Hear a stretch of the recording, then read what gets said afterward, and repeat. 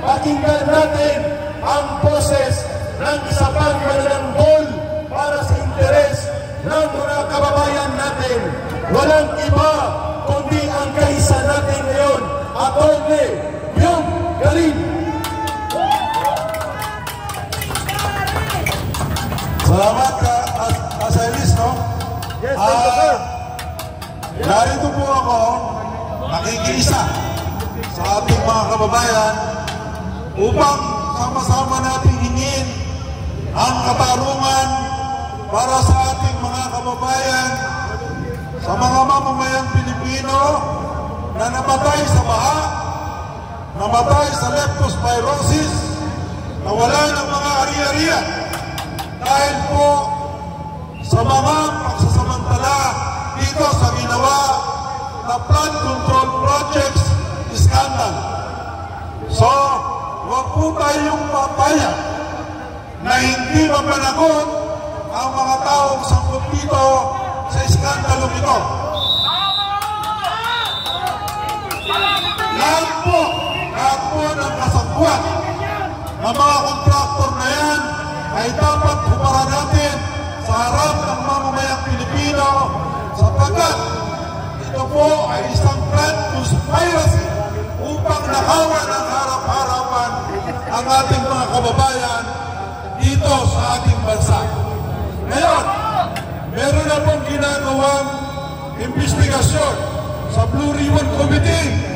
Bigla na lang kay sumulpot ulit. Meron investigasyon sa Kongreso.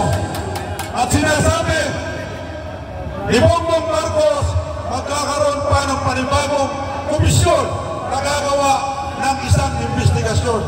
Mga kababayan, nakikita na natin ang pattern. Ito po ay isa ng sarswela. Ano po? Isa na po itong panuloko harap-harapan sa ating mga kababayan. Ako po ay isang abogado at katulad din po ni Atty. Manny Luna, meron po isang doktrina ang batas. Ito po yung sinasabi na Doctrine of Qualified Political Agency. Ano po ba ang ibig sabihin yan? Ang ginagawa po ng cabinet member, ano po? Kapag yan ay kanyang ginawa that is considered as an act of the President, PM Dalter Higo. Ngayon, kung ginawa ng DPWH Secretary ang pagnanakaw kasama ng mga regional engineers at regional district engineers, iyan po, pagnanakaw na yan under the doctrine of Qualified Political Agency ay pagnanakaw ng Pangulo ng Pilipinas. So, hindi na po ako magpapakahaba sa aking sasabihin. Uulitin ko na lamang sa inyo, mga mahal kong kababayan, sama-sama natin ihingi ng katarungan ang mga mamamayang Pilipino na nasawi. Ano po? Dahil sa baha, dahil sa leptospirosis, at mga Pilipinong nawalan ng kanilang mga ari-arian dahil sa kawalangan ng mga congressman na nagpondo dito sa flood control project scandal na ito. So mga bagong kababayan, huwag po tayong papayag na hindi mapaparusahan ang mga tao ito. Pero din, sabay-sabay na natin isigaw sa oras na ito ang panawagan ng Pangulo sapagkat hindi niya na-control ang kanyang Secretary of Public Works. Dapat naman na siya ay mag-resign na. So,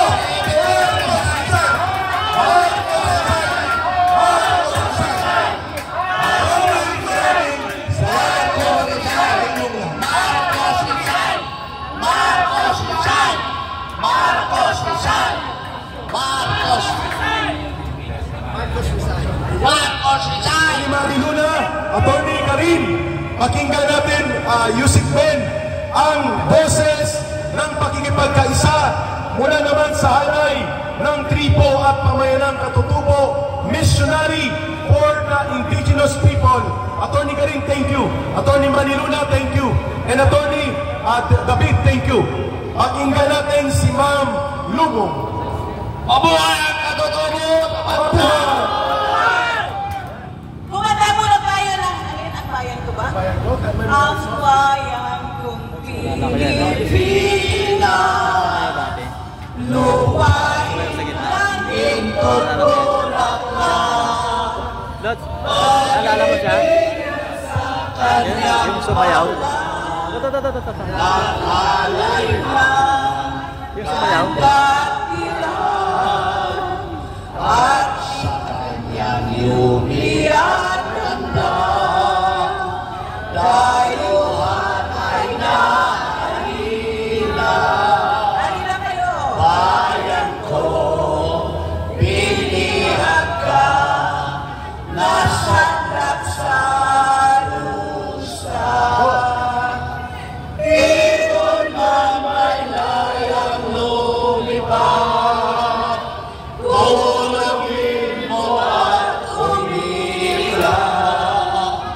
Bayan pa kayang sandalian, ang ibang nasa mga anpas. Pilipinas kong minumutya, pugad ng luha at dalita. Aking alhika, makita kang sakdala. Kaya mabuhay ang kalayaan! Mabuhay sa sariling bayan. Kung walang alipin at may kalayaan, ang bayan sinisingil, bukas ay papangon din. Ang silang ay pupula sa timyas ng paglaya. Mabuhay ang kalayaan! May layang lumipad, tulungin mo at uwi. Patayasin ang salot ng mga bibig. Bayan pa kayang Sandalian, ang ibang nasa mga anpas. Pilipinas kong minumutya, pugad ng luha at dalita. Aking alhika, makita kang sakdalaya. Marcos Rizal! Marcos Rizal! Marcos Rizal! Marcos Rizal! Marcos Rizal! Magandang gabi sa inyong lahat. Ako si Mrs. Lomon. Galing pa akong Palawan. Sapagkat doon sa El Nido, Palawan, ang headquarters ng indigenous people. At aking tinutulungan sa buong bansa ang mga IPs, mga indigenous people. Yan po ang aking mission para malaman nyo. Ngayon, ito ang unang pakiusap ko. President Marcos, naging Pangulo na rin kayo.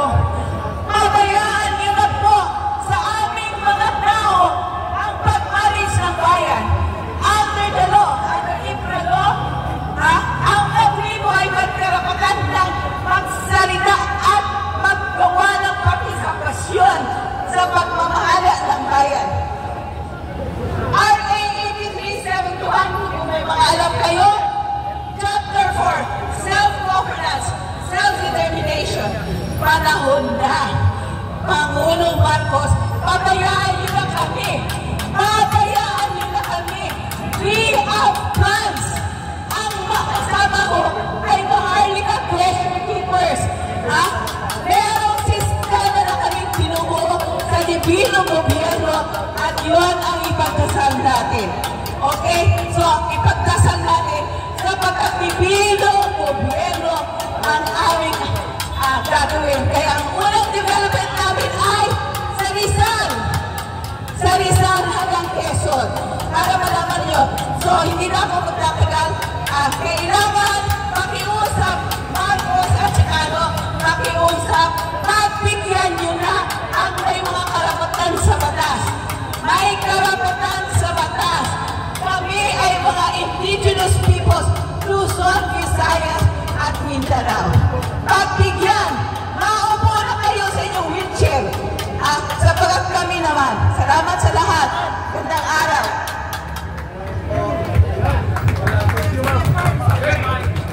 Maraming salamat kay Mrs. Lumong.